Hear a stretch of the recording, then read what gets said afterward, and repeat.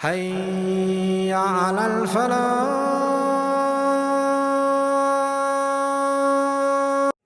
Every one of us grows as the days pass. Allah subhanahu wa ta'ala says, وَاللَّهُ أَخْرَجَكُم مِّن بُطُونِ أُمَّهَاتِكُمْ لَا تَعْلَمُونَ شَيْئًا. It is Allah who took you out of the wombs of your mothers and you knew nothing. When we were born, did we suddenly come out and say, Assalamu alaikum, I'm here? Is that what happened? No, it didn't.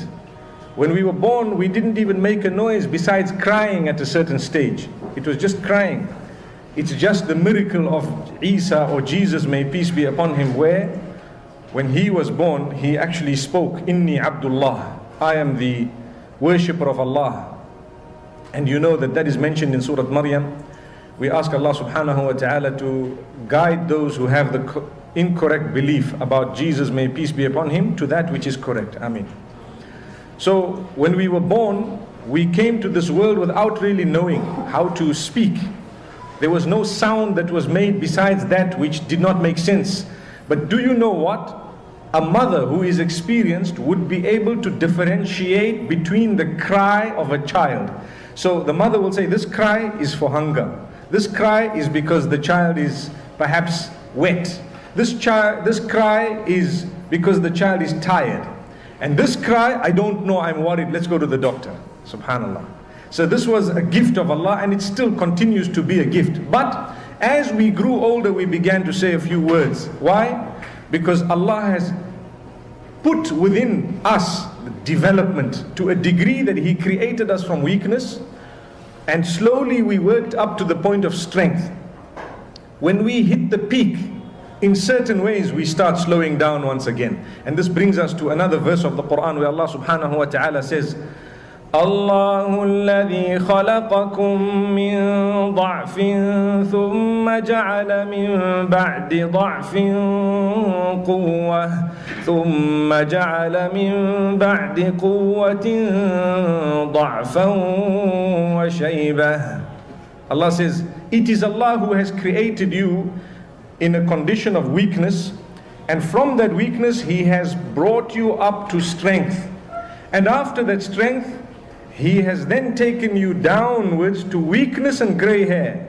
Weakness and grey hair. Something amazing is, when you are young and you are perhaps an infant, you are weak. You depend on people to do your things. And the people around you do it happily. The parents will take you to the doctors happily if you happen to be sick. They will carry you. They will lift you. They will perhaps move you from point A to point B. They will feed you. They will change your nappies. Everything happens happily, and every day the one who did all this for you will keep on asking Allah subhanahu wa ta'ala, oh Allah, grant this child of mine good health. Grant this child long life. Let the child this and let the child that. And do you know, when you grow very old, what might happen? May Allah protect us all. We become dependent on someone once again. Maybe it's the same child that we looked after when they were little kids, and now when we are old they feel lazy to look after us. So they say, oh, I took my dad to the hospital. Oh, I've been holding my mother. I carried my mother. I fed. I did this and I did that. And so many different things. And at the end of the day, in the heart, one asks a question: when is this going to end? Allahu Akbar. May Allah safeguard us. I hope it doesn't happen to us, but people have said, you know what, shaitan does come in and says, you know, how long am I going to carry on with this paralyzed mother of mine? May Allah protect us all. So the issue, the point I'm raising, two things. One is the lesson we have to learn from the verse, obviously, because we read it. And two is the fact that we grow to a peak, and at the peak, after a certain point, we start dropping in certain ways. When I say certain ways, I mean physically more than anything else. And subhanallah, it's a gift of Allah subhanahu wa ta'ala that He has kept us so beautifully that as we're young and we're growing, we learn more every day. That's a gift of Allah. What does this mean? You know, when you go to school, subhanallah, you learn right at the beginning A, B, C, or Alif, Ba, Ta, and so on. When you get to the next year, you build on what you learned the first year. And then the third year, you build on what you learned the second year. So if you know 1 plus 1, and you learned that the answer is 2, that will help you right up to the end of your life. It's not like, okay, 1 plus 1 was something we learned in grade 1, forget about it now. Now if someone asks you what's 1 plus 1, just tell them I don't know. No, it's not a silly question. It is something that you will need to know all along. So we develop and we grow, and there is room for improvement, and everything we do, we can do better. So as a Muslim, where do we start? Today we're talking to youth, mashallah. MashaAllah. The youth, where do you start? What can you do better in? Point number 1, your link with Allah subhanahu wa ta'ala. You can do better. You can do better. You can improve on your link with Allah. I tell you why. Our driving force as Muslimin is the fact that we believe. The others don't believe. They do what they want. Their first point of improvement is perhaps how much money they can earn. So that's their first point of improvement. But with us as Muslimin, our first point of improvement is my link with Allah can be better.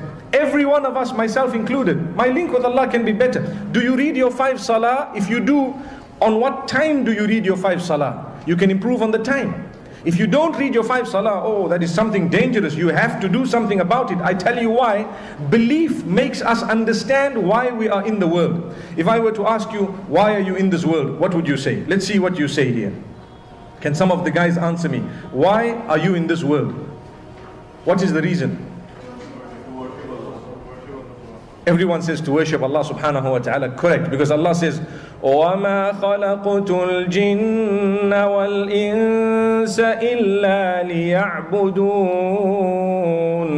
I have not created mankind or jinn kind except that they worship me.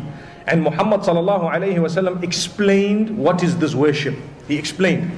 Worship in a nutshell is to lead your life in such a way that all of it is a preparation for the day you will meet with Allah. That's what it is.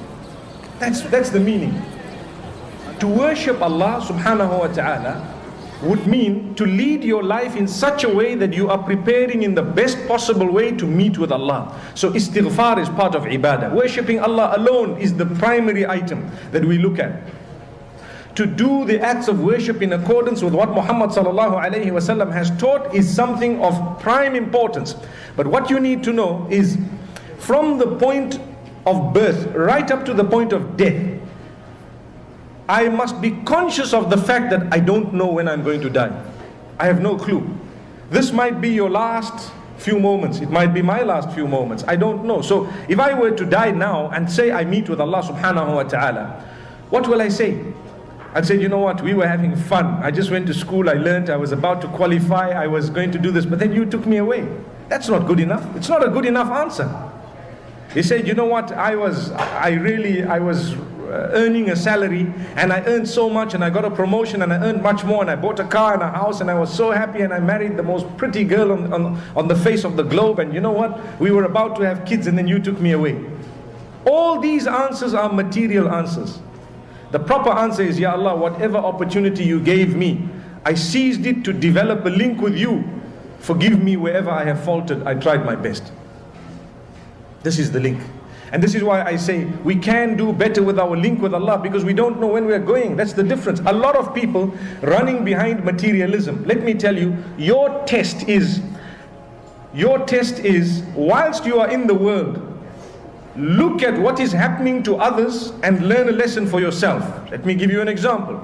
There are so many people out there, they were born, they lived, they died. What did they achieve? Nothing.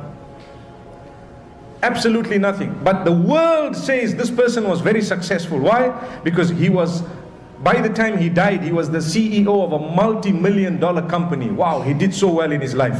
Let's be honest, is that called doing well in your life? Now what will happen to him? He died.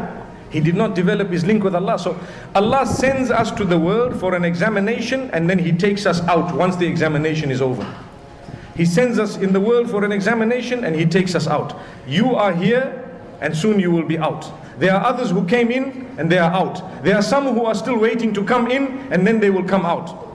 Short period of time. Listen carefully, what I am saying is very, very serious. You have a short space of time to pass an examination and walk out.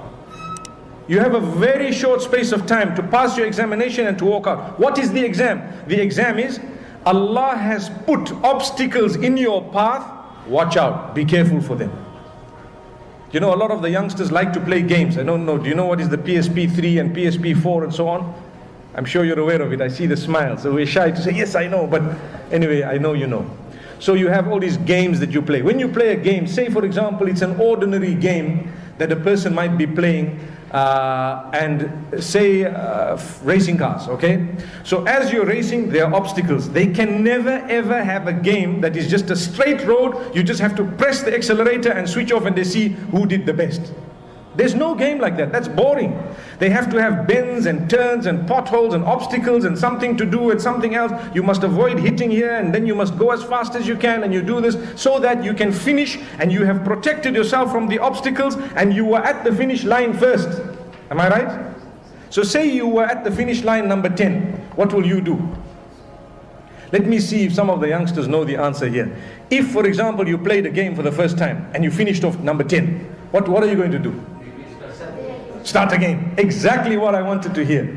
You're going to try again. Why? Because now you want to do a bit better. A bit better. So I tell you, in life is a test. It's not a game, it's reality. So Allah says, look, you die once, there's no coming back. There's no coming back. But we do you a favor.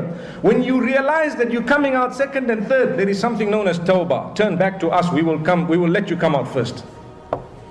Are you following the point? But you remember, like I say, your life is such, there will be obstacles. There will be a beautiful car dangling in the front. And you know what? You've got half the money to buy the vehicle. You don't have the other half. Now, it is a test of Allah. Are you going to do something haram to get that car? Number one. Number two is that car your main focus in life? Very important. Is that car your main focus in life? If it is, you might achieve it. Then when you die, what will happen? Then nobody's going to bury that Lamborghini with you in your grave to say, wow, big achievement, here it is, bury this man. That's not going to happen. So understand that with the link with Allah subhanahu wa ta'ala, one of the most important things is to know that there are so many tests that I need to understand. Stay away from haram. You know, zina or adultery is very easily committable depending on the environment you're staying in. The winner is he who protects, she who protects himself or herself from it. The reason is, and when we talk of zina, for those who don't know the Arabic language who might be listening to us, we're talking here of adultery. For example, it's just cited as an example. So to stay away from it, you would be protecting your wheels from hitting a pothole.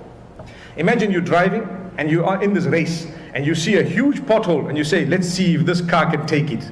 Aren't you a fool? Aren't you a big fool? Because you know those big magnums, you know those wheels, alloy wheels, they cannot take even the slightest of a pothole. In my part of the world, they call it buckling the wheel, which means that rim would actually get bent in such a way that you have to take all four out, because you cannot have three that look the same and then one suddenly is a biscuit tire or it is something totally different. No, you change all of them or you repair the one if you can. So the point being raised is, when you see haram in your path, consider it an opportunity to get closeness to Allah subhanahu wa ta'ala by staying away.